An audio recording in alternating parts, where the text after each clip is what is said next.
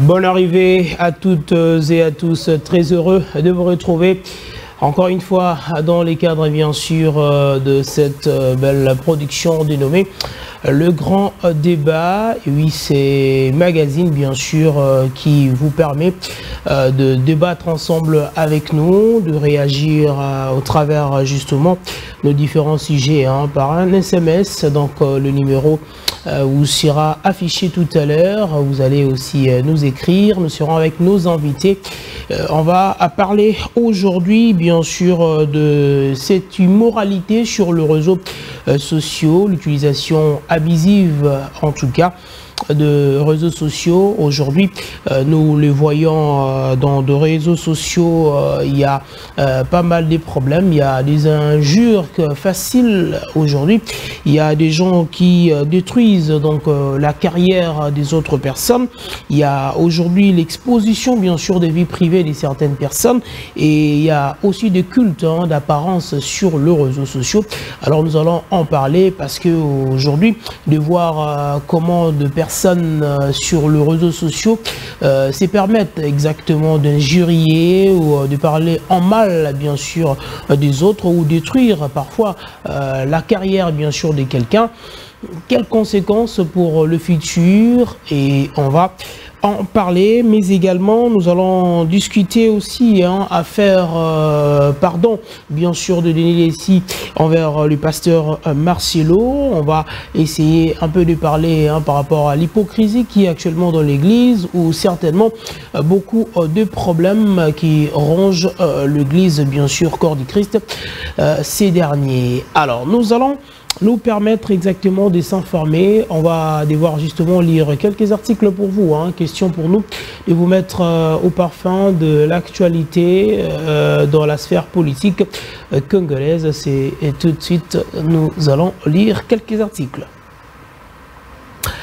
Allez, nous démarrons par cette information, bien sûr, du président de la République démocratique du Congo. Il s'agit bien sûr de Félix Antoine Tshisekedi, veut de gouverneur des terrains et non de bureau. Et oui, bien sûr, le président Félix Tshisekedi a instruit le lundi dernier le nouveau gouverneur des provinces à être sur terrain et non dans de bureaux au cours d'une séance de travail à la cité de l'Union africaine à Kinshasa, capitale de la République démocratique du Congo. La délégation de gouverneurs et vice-gouverneurs des provinces nouvellement élus était venue présenter des civilités au chef de l'État et recevoir de lui des orientations concernant la gestion de leurs entités. Passons d'une autre information, bien sûr, toujours dans la politique. Là, nous sommes au niveau du Sud Kivu. Le gouvernement remercie la MONUSCO pour le service rendu en 22 ans. Et le vice-premier ministre en charge de l'Intérieur, Jacquemain Chabani, a remercié donc mardi 25 juin dernier la MONUSCO pour le service rendu en 22 ans de mission au Sud Kivu. Il a dit lors de la cérémonie de la fermeture officielle du bureau de la mission onusienne à Bukavu. La RDC reconnaît le travail combien louable que la MONUSCO a réalisé en sa faveur. Je profite de cette circonstance pour remercier tous les pays contributeurs des troupes, le personnel civil et militaire dont l'apport aura permis à la MONUSCO de réaliser les différents mandats lui confiés par le Conseil de sécurité de l'ONU. Pour sa part, le gouverneur du Sud Kivu, Jean-Jacques Pourissi, a promis de pérenniser les acquis de la mission onusienne dans sa province.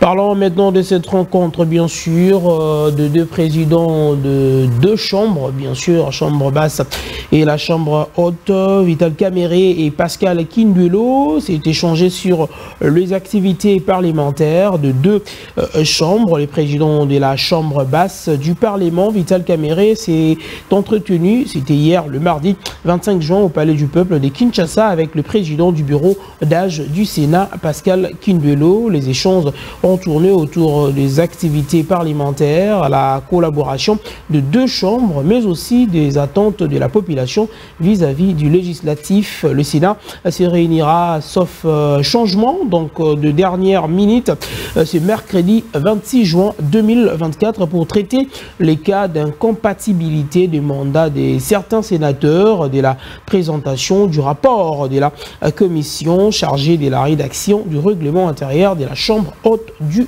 Parlement.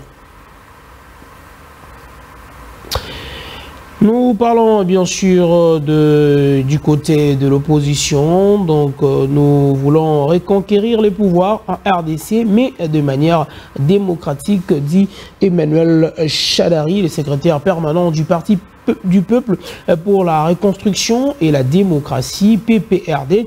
Emmanuel Ramazani Chadari, dans une interview à Jeune Afrique que Média Congo Presse, a consulté le mardi 25 juin 2024, a promis de reconquérir le pouvoir en République démocratique du Congo. Ces cadres de la famille politique de l'ancien chef de l'État, Joseph Kabila, s'engagent à retrouver le pouvoir par une voie démocratique et non par un coup d'État ou une rébellion. Après s'être éloigné du processus électoral pour des convenances personnelles, la famille politique de Joseph Kabila est accusée d'être à la manœuvre pour renverser les pouvoirs de Tshisekedi de manière antidémocratique. Certains des membres de PPRD ont même rejoint la rébellion du M23 proche du Rwanda avec une nouvelle plateforme dénommée Alliance du Fleuve Congo, AFD, dirigée par l'ex-président de la Commission électorale nationale indépendante, Corneille Inanga. Vu l'ampleur de soupçons sur une quelconque rébellion, l'ex-chef de l'État, Joseph Kabila, a été même cité comme ailleurs et démenti par le secrétaire général du parti plutôt au PPRD, Emmanuel Ramazani Chadari, qui parle bien sûr de reconquérir le pouvoir en République démocratique du Congo d'une manière démocratique. La première ministre Judith Suminwa Tuluka tend la main à l'église catholique pour mettre fin à l'insécurité et restaurer la paix. Et la première ministre de la République démocratique du Congo, Judith Suminwa Tuluka, a réitéré l'engagement du gouvernement à mettre fin à l'agression du Rwanda et à l'insécurité qui frappe les populations dans plusieurs régions du pays lors d'une messe célébrée à la cathédrale Notre-Dame du Congo à Kinshasa à l'occasion du 35e anniversaire de la mort du cardinal Malula. La première ministre Tuluka a demandé aux fidèles catholiques de prier pour elle et pour le gouvernement afin qu'ils puissent continuer à travailler pour bien de cette population, pour son développement. La première ministre a notamment évoqué la situation dans l'est du pays où les combats entre le M23 et l'armée congolaise se poursuivent, ainsi que l'activisme de miliciens Mobondo dans l'espace Grand Bandundu. Elle a également souligné la souffrance des populations victimes de catastrophes naturelles, notamment au Tanganyika. Le chef du gouvernement congolais a appelé à l'unité nationale et à la collaboration de tous les Congolais pour faire face à ces défis. Elle a notamment sollicité le soutien de l'Église catholique.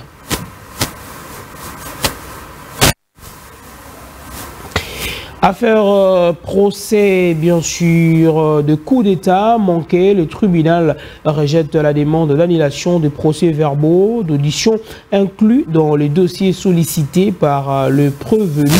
Le tribunal militaire de Kinshasa-Gombe a rendu le mardi 25 juin dernier à la prison de Ndolo son jugement préliminaire dans l'affaire des tentatives de coup d'État du 19 mai dernier en République démocratique du Congo. Lors de cette quatrième audience, le tribunal a notamment rejeté les objections soulevées par les avocats de prévenu. Le tribunal, qui a décidé de poursuivre pleinement l'enquête, a déclaré irrécevable la demande des prévenus sur l'annulation de tous les rapports établis lors de l'enquête préjudicielle, notamment par les services de renseignement militaire. Concernant la compétence du tribunal militaire, interrogé par les avocats des accusés, puis selon eux, leurs clients sont tous de civils, le tribunal a confirmé sa compétence. Aussi, toutes les demandes de libération provisoire présentées par les prévenus ont été rejetées.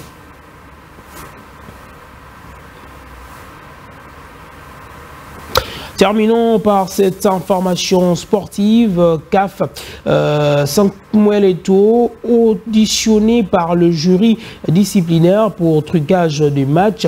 Et oui, Samuel Eto'o, le président de la Fédération camerounaise de football, a été auditionné le mardi 25 juin 2024 par le jury disciplinaire de la Confédération africaine de football dans le cadre de l'enquête pour trucage du match ouverte à son encontre par l'instance suite aux griefs émanant des acteurs du championnat local, a-t-on appris. Bien sûr, pour rappel, des acteurs du championnat local camerounais avaient alerté la CAF après la fuite d'un enregistrement téléphonique impliquant Eto'o et Valentin Kwam, le président du champion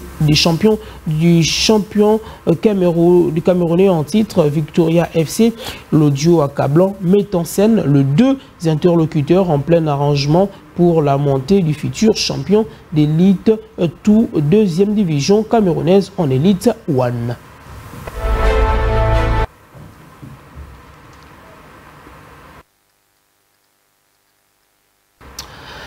Allez, nous allons à présent prendre la pause publicitaire et revenir pour continuer le grand débat. Merci de rester ensemble avec nous.